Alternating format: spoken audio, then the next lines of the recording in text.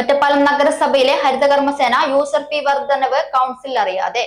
അടിയന്തര കൗൺസിൽ യോഗത്തിൽ പ്രതിപക്ഷാംഗങ്ങൾ വിഷയം ഉന്നയിച്ചു.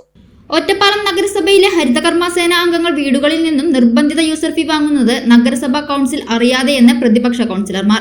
നഗരസഭ ചെയർപേഴ്സണോ വൈസ് ചെയർമാനോ സ്ഥിരം സമിതി അധ്യക്ഷന്മാരോ നിർബന്ധിത യൂസർ ഫീ അറിഞ്ഞില്ലെന്നും പ്രതിപക്ഷം. ഞാൻ കൃത്യമായി പറയണം, അന്ന് പലരും എന്നോട് തർക്കിച്ചതാണ് 60 രൂപ പറ്റില്ല. അപ്പൊ ഞാൻ പറഞ്ഞ മറുപടി എനിക്ക് ഓർമ്മയുണ്ട്.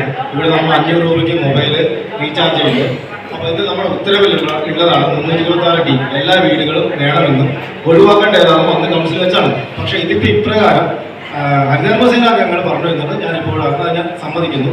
അത് ഞാൻ വ്യക്തമായിട്ട് ബന്ധപ്പെട്ട് ചോദിക്കുന്നു. വാർഡിലുള്ളവരെ അറിയിക്കാതെ ഇത്തരം നടപടികൾ സ്വീകരിക്കുന്നത് പ്രതിഷേധാർഹമാണെന്ന് നഗരസഭാ കൗൺസിലർ ഗോപൻ പറഞ്ഞു. നഗരസഭാ പരിധിയിൽ വർദ്ധിക്കുന്ന തെരുവുനായ ശല്യത്തിനും ശാശ്വത പരിഹാരം കാണണമെന്നും കൗൺസിൽ യോഗത്തിൽ പ്രതിപക്ഷം ആവശ്യപ്പെട്ടു.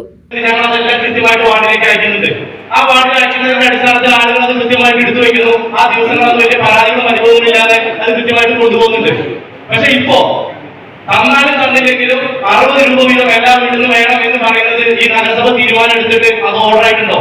അല്ലെങ്കിൽ കൃത്യമായി ഹരിതകർമ്മസേനയ്ക്കോ അല്ലെങ്കിൽ മറ്റ് ബന്ധപ്പെട്ട ആളുകൾക്കോ ഇത് കൃത്യമായി വിവരം തന്നിട്ടുണ്ടോ? നിങ്ങൾ ഇത് വീടുകളിലേക്ക് പോയി എഗ്രിമെന്റിൽ പറഞ്ഞ ആളുകൾ പോയി കഴിഞ്ഞാൽ ഇത് പറഞ്ഞ് മനസ്സിലാക്കി കൊടുക്കാനുള്ള ഒരു ബോധം കാണിക്കണ്ടാതെ ഈ ഇറങ്ങി ചെല്ലുന്ന ആളുകൾ അവരോട് ചോദിച്ചപ്പോൾ എങ്ങനെ ആരെ തീരുമാനം എടുത്തെന്ന് നിങ്ങൾക്ക് വല്ല പരാജയം നഗരസഭയിൽ പോയി പറഞ്ഞോളൂ.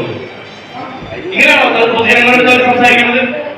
ഇതിനു മുമ്പ് കാലഘട്ടങ്ങളിൽ നമുക്കറിയാം ഹരിതകർമ്മസേനയുടെ ഒരുപാട് വിവാദങ്ങൾ വിഷയങ്ങൾ ഉണ്ടായിരുന്നതാണ്. അപ്പൊ അതൊക്കെ പരാതി പരിഹരിച്ചു വരുമ്പോ ഈ ഇലക്ഷനൊക്കെ അടുക്കാറാവുന്ന ഈ ഒരു സമയത്താണ് ഇപ്പൊ വീണ്ടും സാധാരണക്കാരുടെ ഇടയിലേക്ക് നമുക്ക് ബുദ്ധിമുട്ടായിട്ട് വരുന്നത്. ഇതുവരെ നല്ലതെന്ന് പറഞ്ഞ ആളുകൾ പോലും ഇപ്പൊ ഇതിന്റെ പേരിൽ ചെയ്തുകൊടുക്കുന്ന അവസ്ഥയിലേക്ക് കാര്യങ്ങൾ എത്താം. എങ്ങനെയാണ് ഇത് സംഭവിക്കുന്നത്? നഗരസഭ ചെയർപേഴ്സൺ അറിഞ്ഞിട്ടുണ്ടോ ഈ കാര്യം നിങ്ങൾ തീരുമാനമെടുത്തത്? അല്ലെങ്കിൽ ഇപ്പൊ മറുപടി വേണം. ചെയർപേഴ്സണോ നഗരസഭാ സെക്രട്ടറിയോ ഇങ്ങനൊരു തീരുമാനം അറിഞ്ഞിട്ടുണ്ടോ? അത് ഏതെങ്കിലും യോഗം കൂടിയിട്ട് ബന്ധപ്പെട്ട ആളുകൾക്ക് ഇത് അറിയിച്ചു കൊടുത്തിട്ടുണ്ടോ? ഉണ്ടെങ്കിൽ എന്തുകൊണ്ട് കൗൺസിലർമാരെ ഇത് അറിയിച്ചില്ല? ഇത് നിരോധനം പറഞ്ഞ മതിയാവും.